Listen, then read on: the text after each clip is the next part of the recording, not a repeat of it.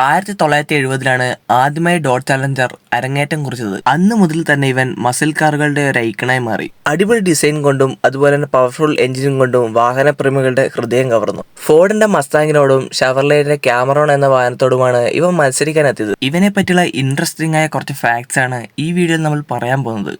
Car Cameroon എന്ന വ്യക്തിയാണ് ഈ വാഹനം രൂപകൽപ്പന ചെയ്തത്. ആദ്യത്തെ ചലഞ്ചർ ഒരു നീണ്ട ഹുഡും ചെറിയ ഡെക്കുമുള്ളൊരു വാഹനമായിരുന്നു. അതൊരു അടിപൊളി രൂപം തന്നെ വാഹനത്തിന് നൽകി. അടുത്ത ഫാക്ട് എന്താണെന്ന് വെച്ചാൽ 1970 ചലഞ്ചർ 2 ടൈപ്പായിട്ടാണ് വന്നത്. ഹാർഡ് ടോപ്പും കൺവേർട്ടബിളും ആയിരുന്നു അത്. ഇത് വാഹനപ്രേമികളെ കയ്യിലെടുക്കുവാൻ അവരെ സഹായിച്ചു. അടുത്ത ഫാക്ട് എന്താണെന്ന് വെച്ചാൽ 426 ഹെമി V8 എഞ്ചിനായിരുന്നു ആദ്യത്തെ ചലഞ്ചറിനുണ്ടായിരുന്നത്. ഇത് V8 എഞ്ചിനുകളുടെ ഒരു ശ്രേണിയെ തന്നെ വാഗ്ദാനം ചെയ്തു. ഇനി അടുത്ത പോയിന്റ് ആണ്. പ്ലൈമൗത്ത് ബരാക്കഡുമായി ബന്ധപ്പെട്ട ഈ ബോഡി പ്ലാറ്റ്ഫോമിലായിരുന്നു ആദ്യത്തെ ചലഞ്ചർ വന്നത്.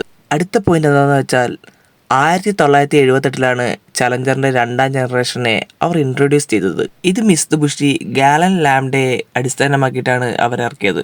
അടുത്ത പോയിന്റ് എന്താണെന്ന് വെച്ചാൽ 1970-കളിലെ എണ്ണ പ്രതിസന്ധിയിൽ ഇവ ശക്തമായി ശ്രദ്ധ കേന്ദ്രീകരിച്ചിരുന്നു. ഇന്ധനക്ഷമതയിൽ കൂടുതൽ ശ്രദ്ധ കേന്ദ്രീകരിച്ച ഇവ ചെറുതും അതുപോലെ തന്നെ ശക്തി കുറഞ്ഞതുമായിരുന്നു. 1983-ലാണ് സെക്കൻഡ് ജനറേഷൻ ചലഞ്ചറിന്റെ നിർമ്മാണം അവർ നിർത്തിയത്. 2008-ൽ ഇറങ്ങിയ ചലഞ്ചറിനെ ക്രിസ്ലർ LX പ്ലാറ്റ്ഫോമിലാണ് നിർമ്മിച്ചത്. 2008-ൽ ഇറങ്ങിയ ചലഞ്ചർ SRT 425 ഹോഴ്സ് പവർ ഉൽപ്പാദിപ്പിച്ചു. 6.1 ലിറ്റർ ഹെമി V8 എഞ്ചിനുമായിട്ടാണ് ഈ വാഹനം വന്നത്. 2015-ൽ ചലഞ്ചർ SRT ഹെൽക്കാറ്റ് എന്ന മോഡൽ അവതരിപ്പിച്ചു. 707 ഹോഴ്സ് പവർ ഉള്ള ഒരു സൂപ്പർ ചാർജഡ് കാറായിരുന്നു അത്. 6.2 ലിറ്റർ ഹെമി V8 എഞ്ചിനായിരുന്നു അതിലുണ്ടായിരുന്നത്. ഈ വാഹനത്തിന്റെ പ്രത്യേകത എന്നാൽ 0 തൊട്ട് 60 കിലോമീറ്റർ വേഗത്തിലെത്താൻ 3.6 സെക്കൻഡ് മാത്രം മതി. 2018-ൽ വന്ന ചലഞ്ചർ SRT ഡെമോൺ എന്ന മോഡലായിരുന്നു. 840 ഹോഴ്സ് പവറുള്ള ഒരു വാഹനമായിരുന്നു അത്. ഈ ഒരു വാഹനത്തിന് 9.65 സെക്കൻഡിൽ 1/4 മൈൽ പൂർത്തീകരിക്കാൻ സാധിക്കും.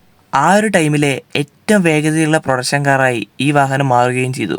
പുതിയ ചലഞ്ചറിന്റെ ഇന്റീരിയർ റെട്രോ സ്റ്റൈലിങ്ങിനെ സംയോജിപ്പിച്ചിരിക്കുന്നു.